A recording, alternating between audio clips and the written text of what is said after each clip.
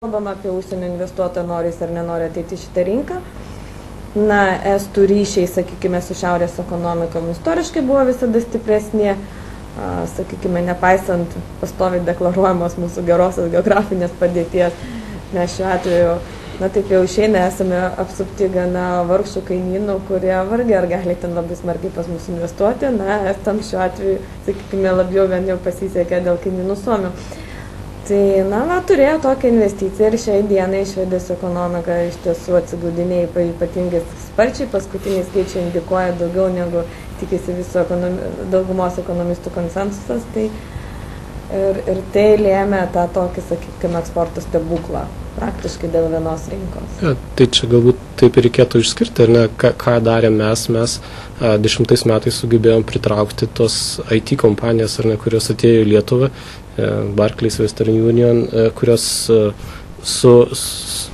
sugėrė, sakykime, IT specialistus į tai ir juos įdarbino, tuo tarpu tai padarė šiek tiek kitaip, ar ne, jie pritraukė gamybininkus, ar ne. Tai... Kas išeis? Rūpeščio, tiesioginio. Ta prasme, jūs manot, kad tai susieta labai tampriai su vienu žmogum yra.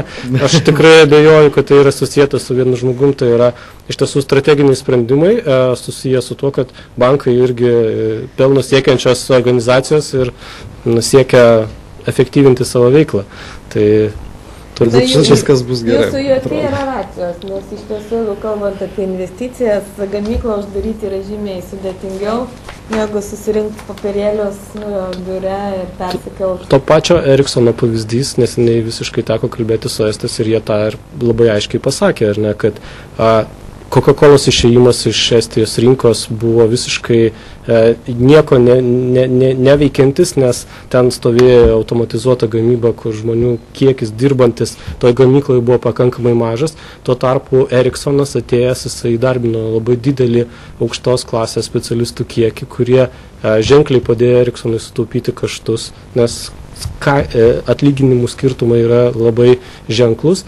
Ir pasakymas, o tai Ericssonas galėtų išeiti, sako, iš principo tai neįmanoma, nes ta technologija, kurią reikia sudėti ir įrengimai, ar ne, jie antrą kartą nemontuojami kitur. Tai yra investicijos yra padarytos ženkliai didesnės, negu kad galimybė jų persikraustymų. Be jokios abejonės, tai yra turbūt mūsų neišnaudota galimybė šiandieną Lietuvoje. Ne, ten mes akcentai dėliojame, bet čia neužsirašymai. Gal dar kokių turite?